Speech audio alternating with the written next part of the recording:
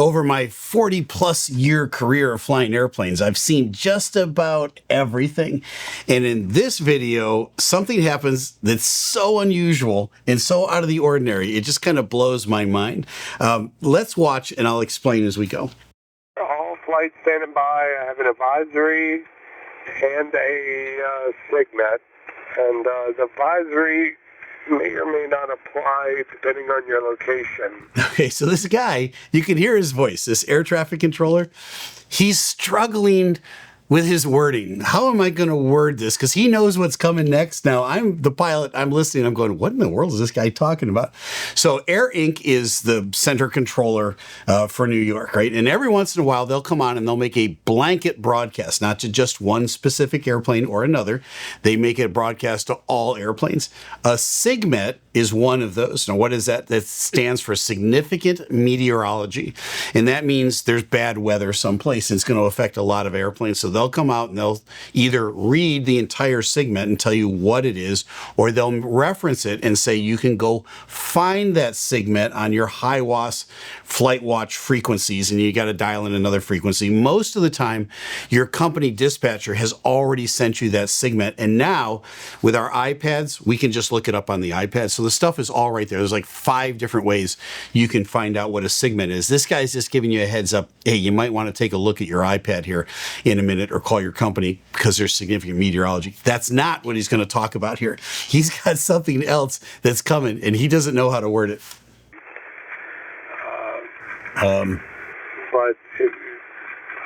am going to provide the advisory now. It's a little unique and unusual. No kidding. So, attention all aircraft. Attention all aircraft. In the vicinity, I mean the latitude and longitude. 3324 north, 3324 north, and 6975 west. So if you're not in that 50-mile region around that, it doesn't apply to you. So okay, so first thing is this. We're both writing it down, right? Both of the pilots up in the cockpit. We're writing down 3324 north and 6975 west. And then we can go into the computer and we can actually put that little point. He's going to give us here in a second an actual point that's got a name, and there's the highways that we follow up in the sky have little names on them. They're all 5-letter names. NOSID is really close to that point, that lat long. So it's easier for me to just type in NOSID and it'll pop up, and then I can build a 50-mile ring around that. And if I'm not in that 50-mile ring, it doesn't apply to me. But I'm now curious, like inquiring minds want to know. So I'm up there going, well, what is it that this guy's struggling to get out? Because he said, it's unusual. I don't know what to say. And I'm like, I'm chomping at the bit. What is it? Let me know. Here we go. So 50 nautical miles. Or 50 miles around NOSID, November Oscar Sierra India Delta. Come on, man. And once again, 3324 north, 3324 north, 6975 west, or NOSID, and 50 miles around that area. Come on. A flight reported a small linear object hit by another flight. We'll be right back to this, but first, a word from our sponsor. You've probably seen our coverage of the Aeromexico and Delta near collision on the runway in Mexico City. We've been digging into the details, what happened, who was responsible, and how close we came to disaster. But when you start looking at how this story is covered across different outlets, it gets interesting. That's where Ground News comes in. Ground News helps us to cut through the noise by showing exactly how stories are being covered across the media landscape. For this incident, Ground News tracked 82 stories total, and here's what stood out. 6 from the left-leaning outlets, 9 from the right-leaning outlets, 42 from outlets rated politically central. So most of the coverage was right down the middle. But here's where it gets even more helpful. Ground News's bias indicator. For this story, some outlets framed it as part of a systemic issue with air traffic control and safety in Mexico, while others described it as a one-off communication problem on this single flight. Same event, completely different framing. Ground News makes it easy to see those differences in black and white, literally side-by-side headline comparisons. And if you're wondering whether you can trust a source, Ground News shows you the factuality rating of each outlet, their track record of reliability, and even who owns them. That kind of transparency is rare, and honestly, it's why we use it. One of my favorite features is the blind spot feed. It surfaces stories you might not see in your usual news diet. Personally, I check it almost every day. So if you care about getting a clearer picture, not just the loudest one, go to ground.news/Captain Steve for 40% off the Vantage plan. Scan the QR code or visit the link in the description below. Because we're not just reacting to the news, we're researching it. Ground News helps us do that better. And a very special thanks to Ground News for sponsoring today's video. Sponsors like this help us make more content for you. At flight level 350 and somewhere between 3,000 and 5,000 feet above as well. Okay, what did I just hear? A flight reported a small linear object hit by another flight at 350, and then he says, and somewhere between 3,000 and 5,000 feet above as well? I don't understand exactly what he's getting at here. All I got was an airplane got hit by some small object at 35,000 feet. There's nothing up there at 35,000 feet. Now, have I ever hit anything at that altitude? Yes. Okay, what did good old Captain Steve hit? I've hit bugs at 35,000 feet. Birds, did you say? No, not birds. Birds don't fly that high. There's no oxygen up there, and they can't. It was a bug. It's like, what? And how do you know it was a bug? Well, a bug makes quite a scene on your windscreen when you hit it. And it was a big bug, too. And a couple of times in my flying career, I've hit a bug at 30 plus thousand feet. Don't ask me how they got there. Were they sucking O2? They have a little oxygen mask on? Maybe. I don't know. But it's a real eye opener when you're flying along and all of a sudden, bam, something hits the windshield and it's just a smeared bug. And you go, wow, 35,000 feet. This is different. It's some sort of small linear object.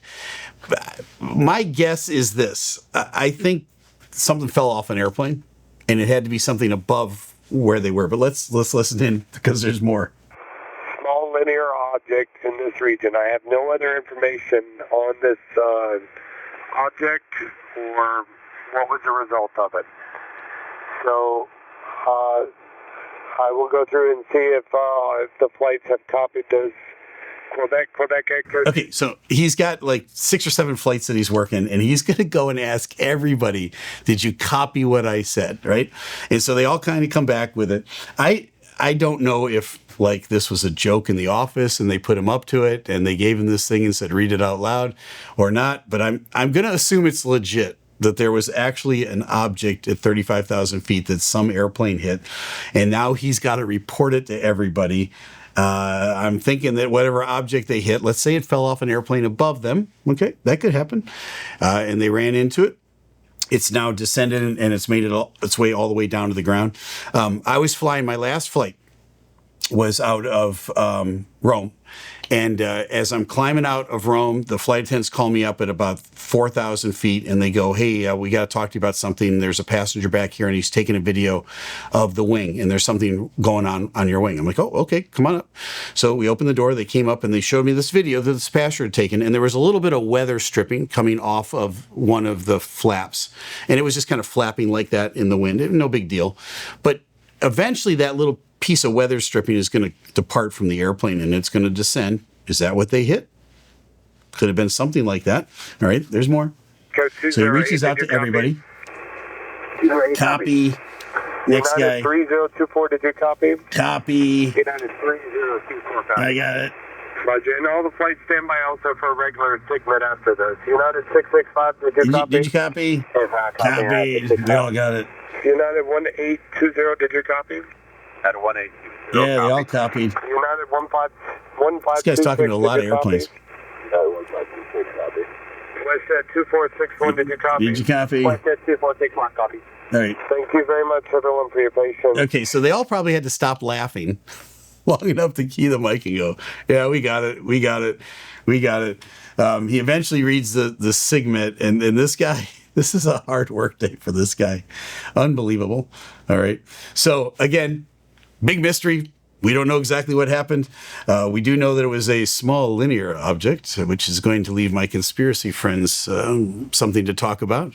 The question I get, I ask the passengers all the time before we take off. I said, if you ever have a question you'd like to ask your captain, this is your lucky flight. Write it down on a piece of paper, hand it to one of our flight attendants. They'll get it up to me during the flight, and I will handwrite an answer to you. I get asked 3 questions primarily. Number 1 is, what's your favorite place to go? All right. Number 2 is, how long have you been flying airplanes?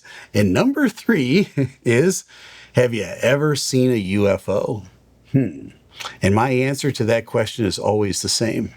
And I'm going to share it with you. Not from the outside. Now you know. I'm Captain Steve. Fly safe. So you might think it's really unusual that parts would fall off an airplane, but it's not as unusual as you think. We did a video recently on parts falling off another airplane, and you might want to check that video out here. Or you might want to just check out any of our videos in the library.